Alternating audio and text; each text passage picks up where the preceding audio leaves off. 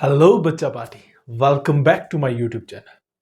आज हम कर रहे हैं क्लास 11th का एक चैप्टर जिसका नाम है लोकोमोशन एंड मूवमेंट्स। तो स्टार्ट करते हैं। सबसे पहले देखते हैं चैप्टर का नाम ही क्या है, लोकोमोशन एंड मूवमेंट्स। लोकोमोशन और मूवमेंट्स में क्या डिफरेंस होता है कि what is locomotion and what is movement.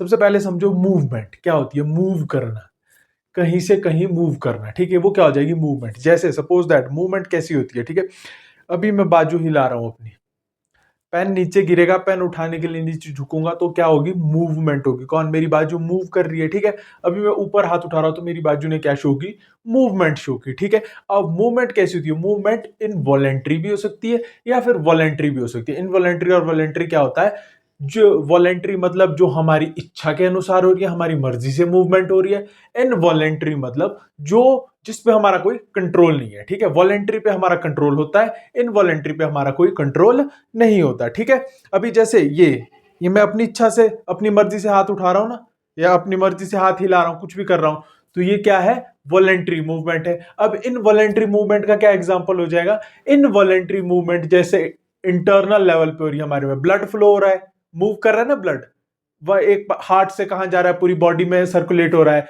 तो वो क्या है, इनवॉलेंट्री। उस पर हमारा कंट्रोल है, हम रोक सकते हैं उसको। हम मन में सोचे कि आज खून हमारा ना जाए, ब्लड हमारा रुक जाए, रुक सकता है? ऐसा नहीं हो सकता ना।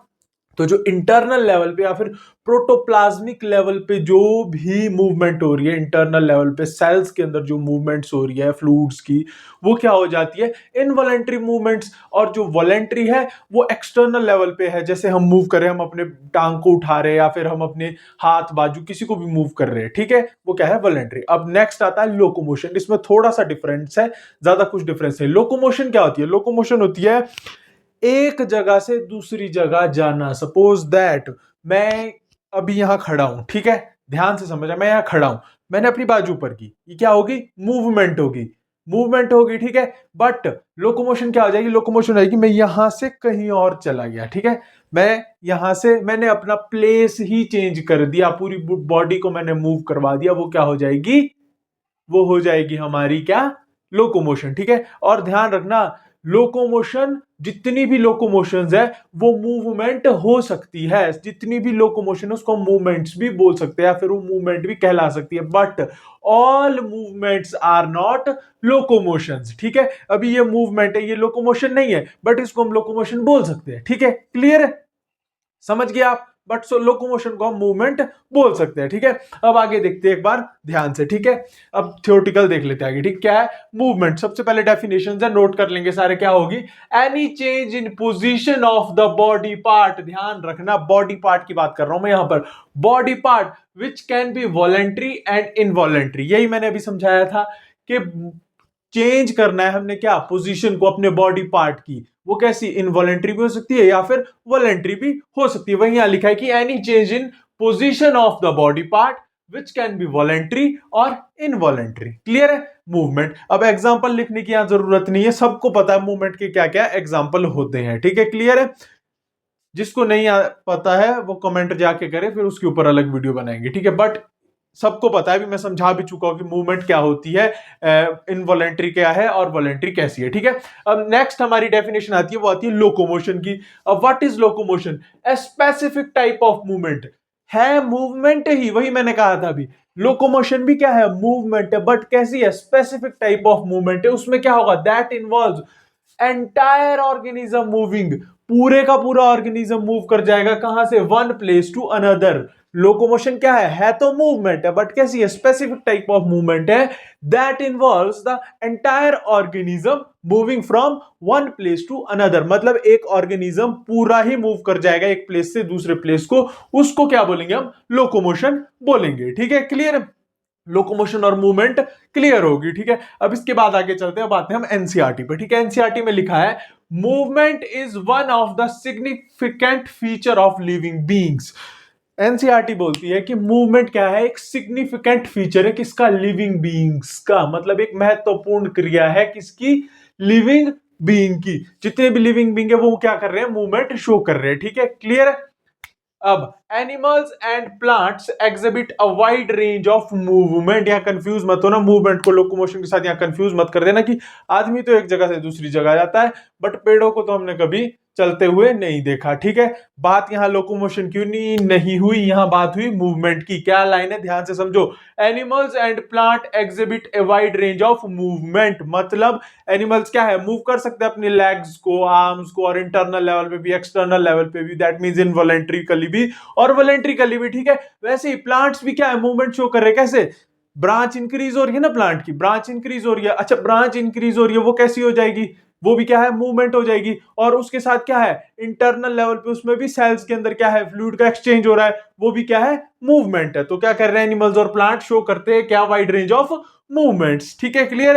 अब इसके बाद एक और एग्जांपल है, स्ट्रीमिंग ऑफ प्रोटोप्लास्ट। अभी मैंने बताया था प्रोटोप्लास्ट की मूवमेंट भी। ठीक है, स्ट्रीमिंग ऑफ प्रोटोप्लास्ट कैसी है, सिंपल फॉर्म ऑफ मूवमेंट है। ठीक है, मूवमेंट की सिंपल फॉर्म है क्या, स्ट्रीमिंग ऑफ प्रोटोप्लास्ट। किसके अंदर होती है स्ट्रीमिंग ऑफ प्रोटोप्लास्ट, होती है अमीबा के अंदर। अमीबा में कैसी मूवमेंट होती है, स्ट्रीमिंग ऑफ प्रोटोप्लास्ट। ठीक है, क्लियर है। अब पहले देख लो कि प्रोटोप्लास्ट क्या चीज है। प्रोटोप्लास्ट क्या है, एक फ्लूइड होता है, जेली लाइक सब्सटेंस होता है, जेली लाइक फ्लूइड होता है, जिसके अंदर सारे के सारे मेन कंपोनेंट्स होते हैं उस ऑर्गेनिज्म के लिए जो रिक्वायर्ड है, जैसे ऑर्गेनिक है या फिर इनऑर्गेनिक है। ठीक है, क्लियर है। डेफिनेशन देख लो, प्रोटोप्लास्ट क्या है। Protoplast, it is a jelly like substance, यही बताया मैंने अभी, क्या है, जेली लाइक सब्सटेंस है, which contain the main components of the cell. Cell के सारे मेन कंपोनेंट्स किसके अंदर प्रेजेंट होते हैं, प्रोटोप्लास्ट के अंदर प्रेजेंट होते हैं। और प्रोटोप्लास्ट कैसा एक जेली लाइक सब्सटेंस है। अब वो कंपोनेंट्स कैसे हो सकते हैं, या तो ऑर्गेनिक होंगे या फिर इनऑर्गेनिक। वो सारे जितने भी ऑर्गेनिक एंड इनऑर्गेनिक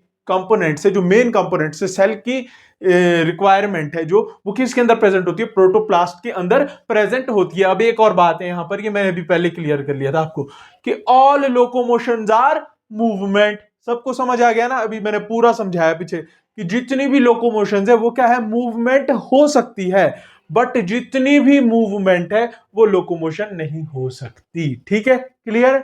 लोकोमोशन क्या हो सकती है, मूवमेंट हो सकती है, बट मूवमेंट लोकोमोशन नहीं हो सकती। क्लियर है, समझ गए। इसको नोट डाउन कर लो, डेफिनेशंस को देख लो, फिर आगे कंटिन्यू करते हैं।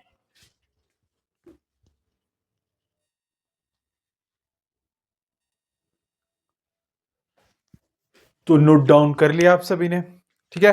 अब आगे करते हैं। ठीक है, अभी 2-3 पॉइंट्स लिखे थे, 2-3 ऑर्गेनिज्म के बारे में दिया है, पैरामीशियम, हाइड्रा के बारे में एनसीईआरटी में कुछ, तो वो देख लेते हैं। जैसे पैरामीशियम है, पैरामीशियम में क्या ऑर्गन होता है, एक सीलिया। ठीक है, अभी ये जो ऑर्गन्स है, जैसे सीलिया है, टेंटिकल्स है, ये अभी आपको उतना क्लियर समझ नहीं आएगा।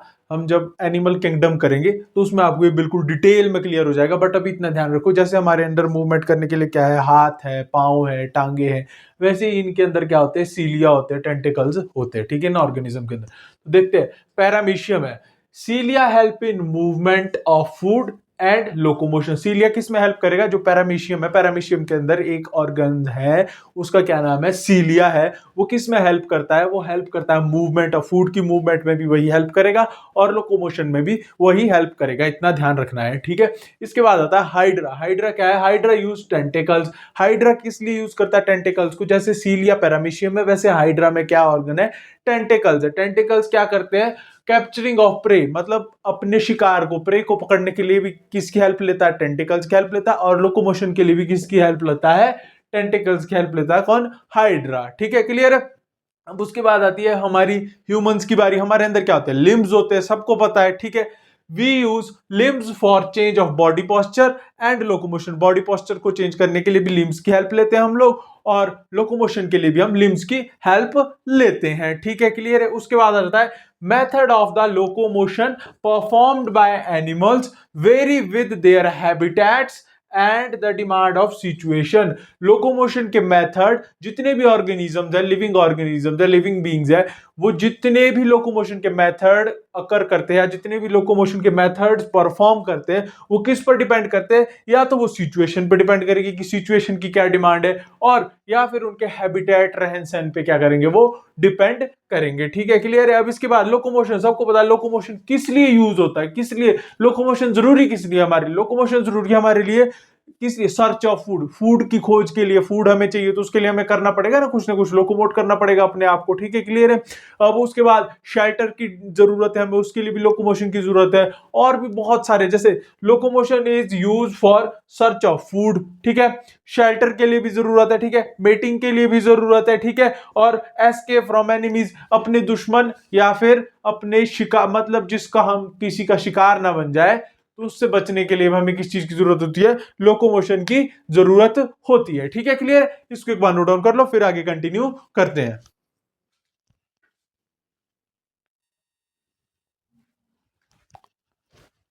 तो आप सभी ने नोट डाउन कर लिया। अब इसके बाद नेक्स्ट टॉपिक है हमारा टाइप्स ऑफ मूवमेंट, की कितने टाइप्स की मूवमेंट होती है, ठीक है, क्लियर है। तो अभी देखते हैं टाइप्स ऑफ मूवमेंट। 3 टाइप्स की मूवमेंट होती है। कितने टाइप की? 3 टाइप की मूवमेंट्स। कौन सी? सबसे पहले आती है हमारी amoeboid type of movement, amoeboid भी बोलते हैं इसको, ठीक है। इसके बाद सीलियरी मूवमेंट, ठीक है। उसके बाद मस्कुलर मूवमेंट, ठीक है। एमीबॉयड क्यों इसका नाम पड़ा? क्योंकि ये अमीबा से रिलेटेड है। जैसे अमीबा कैसा होता है, अमीबा में कैसी मूवमेंट होती है पहले समझ लेते हैं। अमीबा की मूवमेंट समझ ली ना अगर, तो एमीबॉयड टाइप ऑफ मूवमेंट भी समझ आ जाएगी कि कैसी होती है, ठीक है। अमीबा की कोई शेप नहीं होती, ठीक है, वो ऐसा होता है रेगुलर शेप का, ठीक है। ये अमीबा है, ठीक है। अब जो ये दिख रहे हैं आपको, ये दिख रहे हैं, ये क्या है?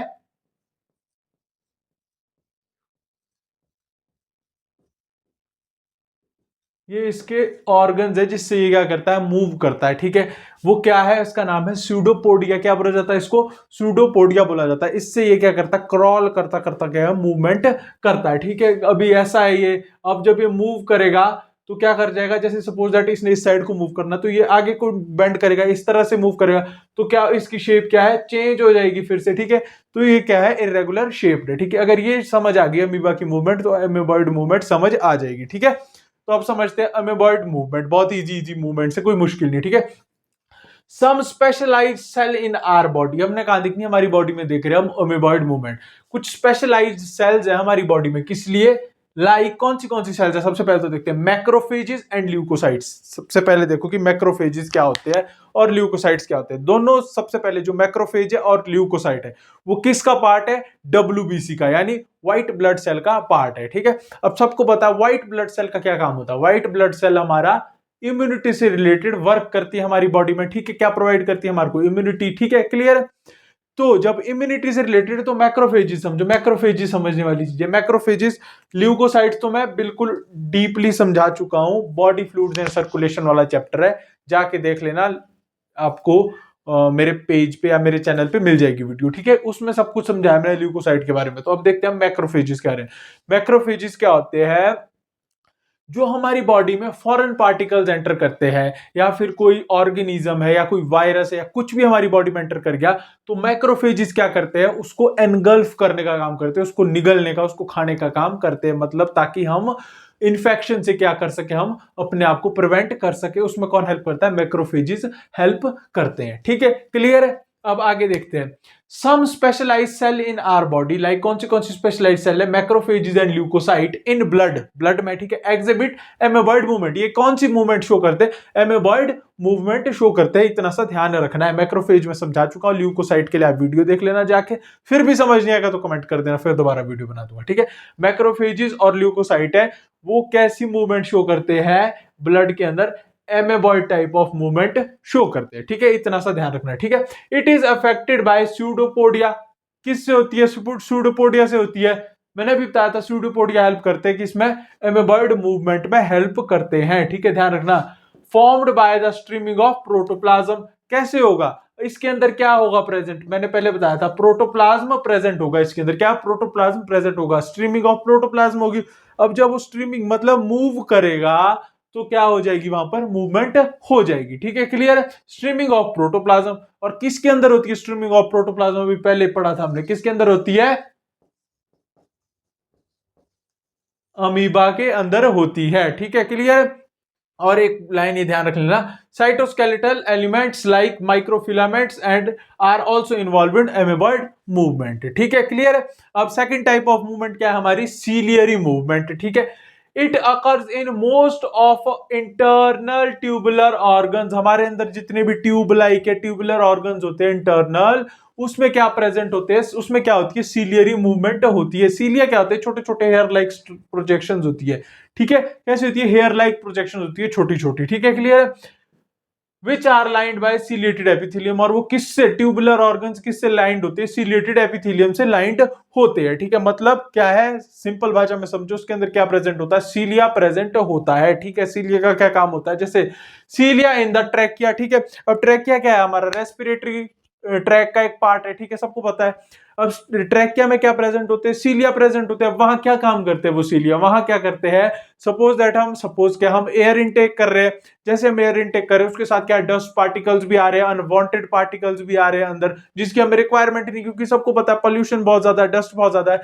अब वो डस्ट पार्टिकल्स क्या है, उसके अंदर ट्रैप हो जाते हैं, किसके अंदर, सीलियाज के अंदर। कैसे होती है वो, हेयर लाइक प्रोजेक्शंस होती है, ठीक है, उसके अंदर ट्रैप हो जाते हैं और उसको क्या कर दिया जाता है, हमारी बॉडी से रिमूव कर दिया जाता है, ठीक है। ट्रैकिया में समझ आ गया सीलिया का क्या काम है। और कहां होता है सीलिया प्रेजेंट, पैसेज ऑफ ओवा, ओवा का पैसेज किसमें होगा, फीमेल रिप्रोडक्टिव ट्रैक में, मतलब फीमेल रिप्रोडक्टिव ट्रैक में, ठीक है।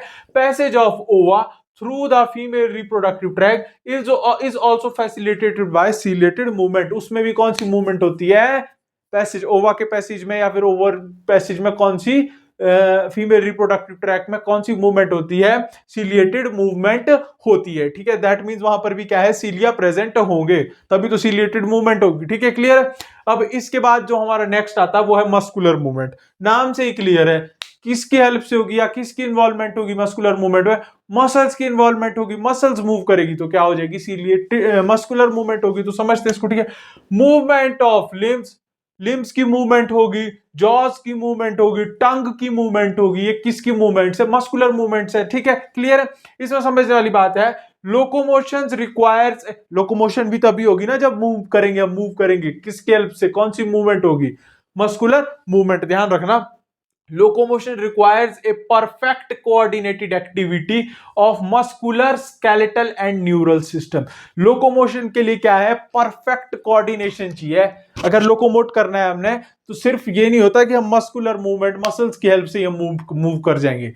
तीन चीजें, तीनों चीजों की क्या है, परफेक्टली कोऑर्डिनेशन चाहिए हमें। जब वो परफेक्टली आपस में कोऑर्डिनेट करेंगे तभी क्या होगा, लोकोमोशन होगी। अब वो कौन सी तीन चीजें हैं, वो है एक तो मस्कुलर सिस्टम हमारा, दूसरा स्केलेटल सिस्टम हमारा, तीसरा न्यूरल सिस्टम हमारा, ठीक है। मस्कुलर सिस्टम क्या होगा, मसल्स, स्केलेटल सिस्टम क्या हमारा, जो हड्डियां हैं हमारी, बोन्स है, ठीक है, वो भी आपस में कोऑर्डिनेट करनी चाहिए। और तीसरा क्या है, न्यूरल सिस्टम, मतलब ब्रेन, ब्रेन से जब सिग्नल आएगा तभी हम क्या कर सकते हैं, मूवमेंट कर सकते हैं या फिर लोकोमोशन कर सकते हैं। दैट मींस मस्कुलर मूवमेंट के लिए या फिर लोकोमोशन के लिए हमें क्या है, तीनों muscular, skeletal and neural system की क्या है, कोऑर्डिनेशन, परफेक्टली कोऑर्डिनेट करेंगे जब आपस में, ये तभी क्या है, मस्कुलर मूवमेंट या फिर लोकोमोशन परफॉर्म हो सकती है, ठीक है, क्लियर है।